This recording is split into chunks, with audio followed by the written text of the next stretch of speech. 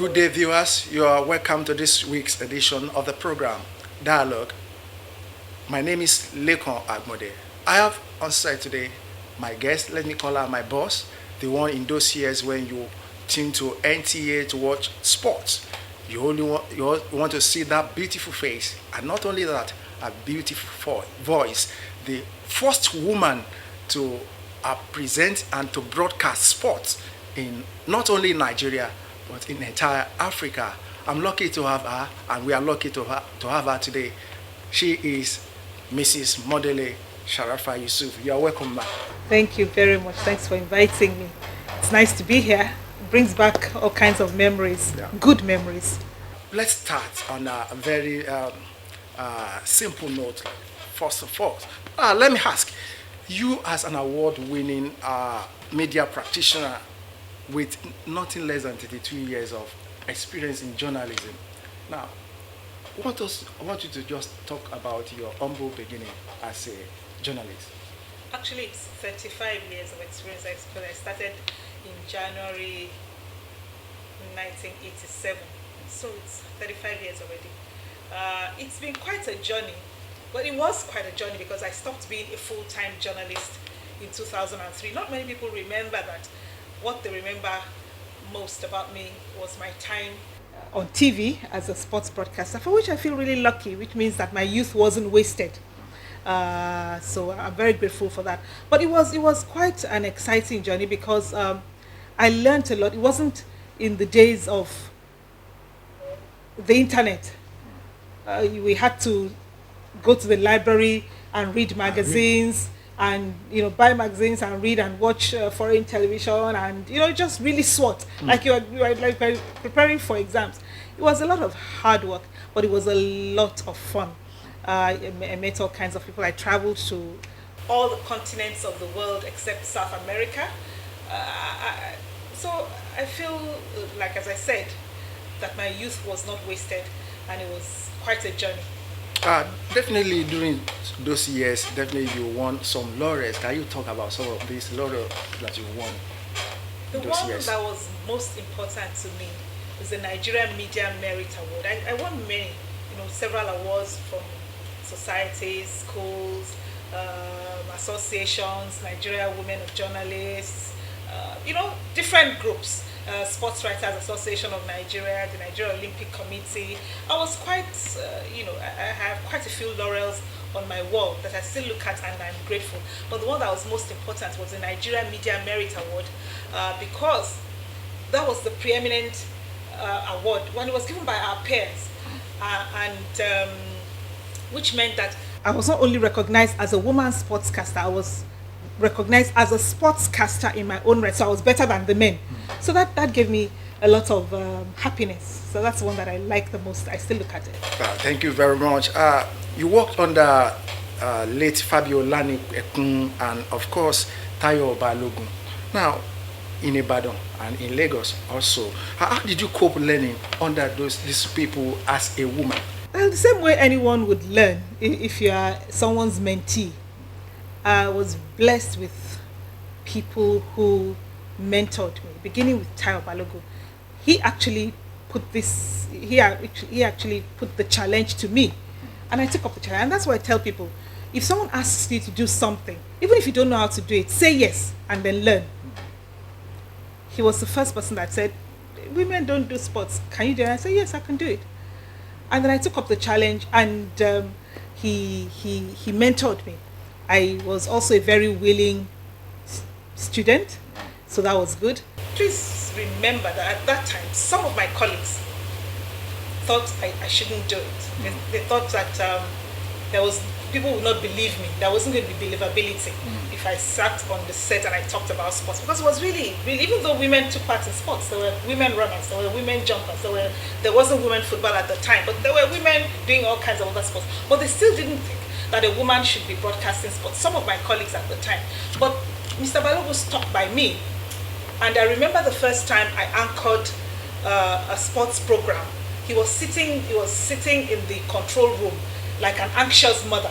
And as soon as I came out of the studio, the whole studio, the cameramen, the engineers, Mr. Balogun, everybody clapped. And I felt really like, that, okay, maybe I did something right. And that helped me. I was very encouraged by people. And then Mr.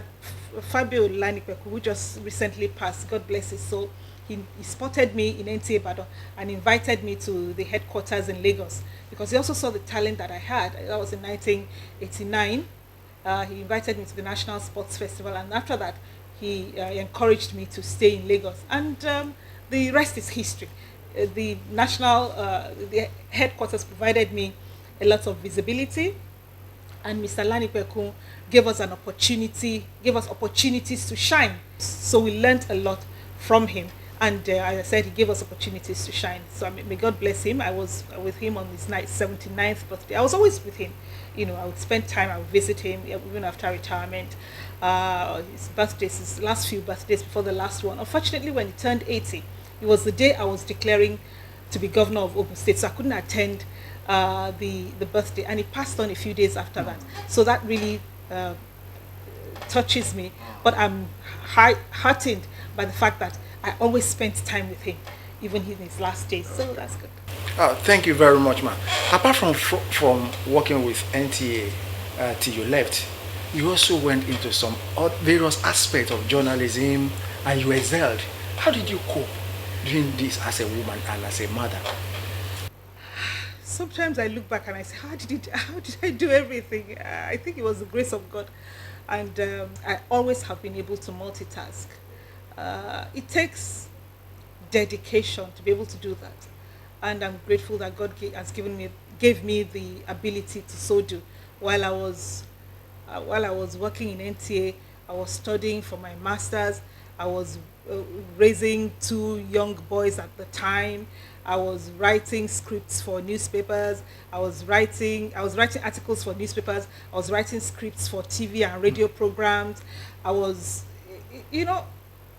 trying to be a good daughter to my parents. I was trying to be a good wife to my husband. I was able to do everything, but what suffered was my social life. Oh, thank you very much. Let's now go into politics.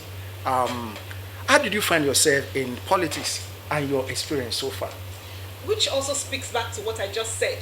When I was raising my children, I was very focused. I was just focused on work and raising good children, and God has been kind to me in that regard.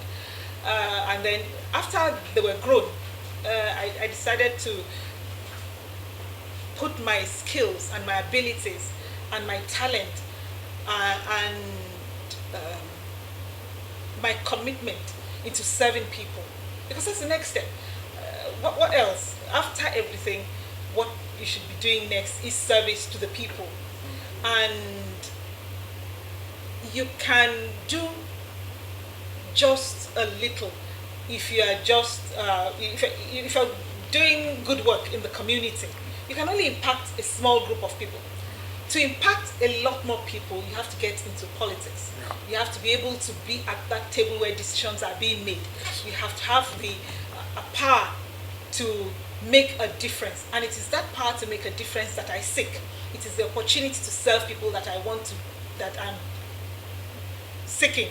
I am not in politics for fame. God has been kind. I already have fame from the time that I worked in NTA. By the way, after NTA, I worked in other places. I was head of sponsorships in Globacom for West Africa, Nigeria, Ghana, and Benin Republic. After that, I was director of marketing for the American University. Ghana has so much experience. The American University of Nigeria. And so I worked at the very top level of my profession. So all the things I did. And then after that, I set up my own business. So I have public sector experience, I have private sector experience. Now I want to serve, which is why I'm into politics. And you said, how did I start? I started some 7-8 years ago. I was offered the position of commissioner by one of the past administrations, and I turned it down because I was raising my children. I was raising my last daughter at the time. She was still in senior secondary school, so I really didn't have time.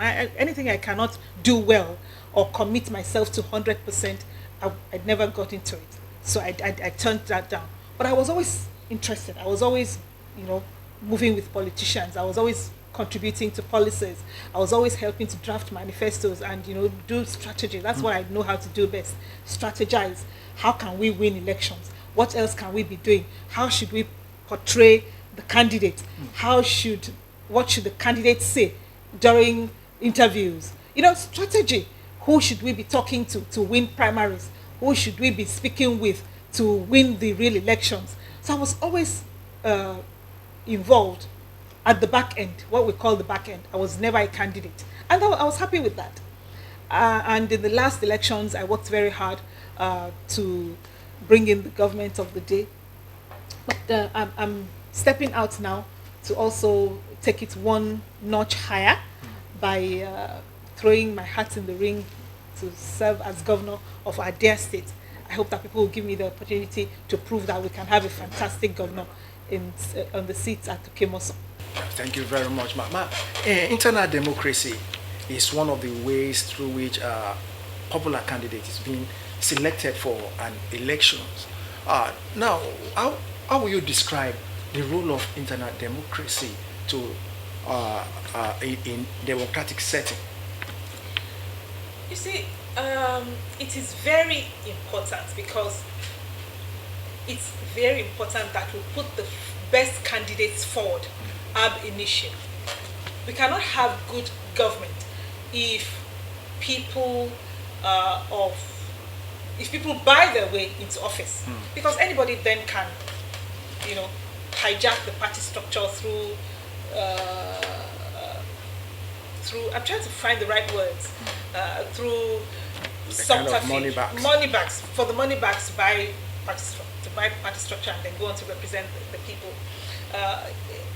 What's also important about internal party democracy is getting everybody involved in the process. All party members get to have a say in who becomes their flag bearer. That way, they will support that candidate to win, and they will not do what we in politics call anti-party activities.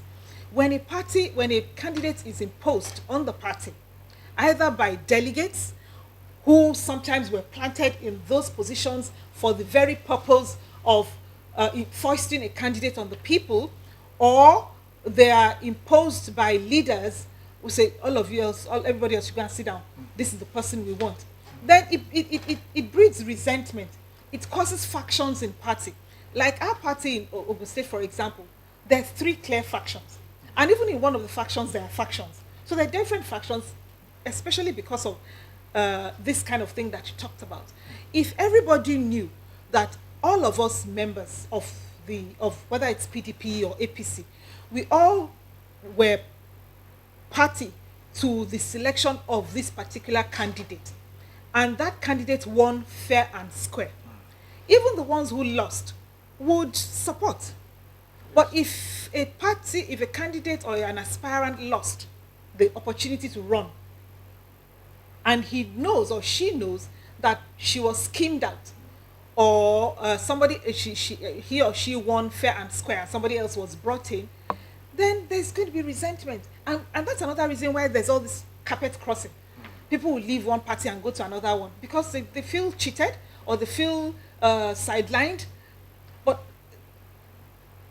when, as I said, everybody feels a part of the process, whoever wins or loses carries everybody along, then we can have stronger parties and better democracy, and then the best candidates will emerge. Ma, you went into a profession that is known, that is associated with men, and you excelled. Now, a lot of women like you, they have done a lot of things in the so-called men field. Now, in politics, the role of women, I just want you to talk about, are you really convinced that women are participating enough in politics? No, they're not. They're not participating nearly enough. And there's several reasons. There's a demand and supply side to women's participation in sports, in politics. Demand. Is there an opportunity for women to participate? Will the party structure, the way it is set up, allow women to participate? Will the party processes give women an opportunity to compete on a level playing field? Will the politics financing, campaign financing, will it allow women who tend to have more limited resources compete on an even kill with the men? That's the demand side. The supply side, are there enough women who want to run? Are there women who are confident enough to step out? So those are the things. It's not that there aren't qualified women. There are many qualified women. There are many people. There are many women who aspire to serve the amount of money that politics gulps. This is a capital. It's a money-intensive venture. This is a money-intensive venture. So women are not always able to raise the kind of money that is needed to run, or to get people to finance and support them. That's an issue. Another thing is confidence. There's a lot of fear. Women tend to worry more than men. There's a fear of failure. There's a fear of attracting unwanted attention to themselves. There's a fear of will they like me? So all of those fears tend to hold women back more than men. Even men who are not qualified, they will run. They will attempt to do it before a woman who's qualified bothers to do it. Sometimes you look at yourself and you say, okay, what has this person got to offer? But lo and behold, because he had enough confidence in himself, he stepped out and took the initiative. He gets into office. Then we sit down and complain at home. We can't keep doing that. As I said to someone, 60% of people are talkers, 30% of people are critics, only 10% of people are doers. I choose to be part of that 10% because I know what the issues are. I know how to tackle them. I want to serve people. I want to make a contribution. I want to be an example to the young woman coming behind me. I want to open the doors for more women, not just for women. When your life is an example, we just mentioned the fact that I was the first sports. The same thing I want to do in politics. I want to be that standard bearer for women. I want them to say, if Modele Sarafa Yusuf can do it, I can do it too. And you know what? Already, even without having won, we're already getting that momentum. I don't know how many women, they call me every day. Hey, I hear that you're running. I will do it the next time. Or I want to support you. Or I want to learn. I say, I'm also learning. But I say, if you're able to step out, that means you know more than we do. So, that's very encouraging. We're opening the doors for many people. And by the grace of God, when we win, we would have won because, clearly we're the underdogs here. I mean, let's not fool ourselves. We know what we have to offer. But, we're facing really a big challenge. So when we overcome that challenge and we win, do you know what that will mean for the people? Then it gives people the confidence that a David can defeat a Goliath. And I'm hoping that that is the case, because then it gives people more confidence to aspire to things, not just in politics, but in other areas. Thank you very much. The global conferences, international conferences, keep on hammering on 35% affirmative action for women. Now, I want you to just assess it. Is it why 35%? Just with that, what a man can do, a woman can do it. Now, what are those factors that are really bringing this number percentage low, and why are women not able to achieve it? Men are the reasons that women are not able to achieve it, because they've owned that space. Let's not kid ourselves. Men own the political space. They've been there longer than we have been. They have more money than we have. They have more experience in how to manipulate things and get things done. And because people don't give up power. You take power. And to take power, it is not easy. You're going to be threatened, you're going to be bullied, you're going to be intimidated, and if you're not strong, you will capitulate. So that said, the 35% affirmative action is just the starting point. It's believed that women are about 50% of the population worldwide. Okay, sometimes some people say it's 49% or 51%. Let's assume, let's take the median and say it's 50%. But we're not even saying give us 50-50. If it's 50-50, then it's good. You know? But let's even start from 35%. For every 100 people in public service, let there be 35 women. But I think women also should step up to the plate and show what they're capable of doing. And then we all should support one another. And the women should not feel we're coming to take what belongs to them. Because that is a sense that I get from speaking to, they're like, these women are coming. These women are coming. Someone said something, and I find it very funny. He said, you people, you are the bosses at home, despite what we say. And then you want to come and be bosses in the public space. I say, no, we are just coming. They say, you women, you are not coming behind us. So, that sense of threat. But I realize that more and more men are beginning to see the value that women bring to the table. More and more men are seeing the value that we bring, and we're so encouraged by the sheer support that we get from the men. It's not just women who are carrying our banner forward.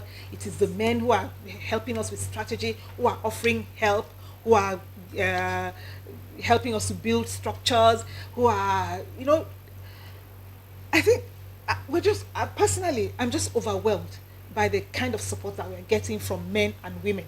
Thank you very much. Women are now coming out for elected positions, presidency, governorship, and you represent this group of nutrients. Yeah. Now, do you think women have what it takes? Brain. And we all have brains. It's brain. We're not lifting chairs. Men have, they're stronger physically. But what you need is experience. Everywhere in the world, some of the best politicians, there's no school where you learn how to be governor, by the way. Have you noticed? There have been governors who were politicians, who were engineers, accountants, sports people, teachers,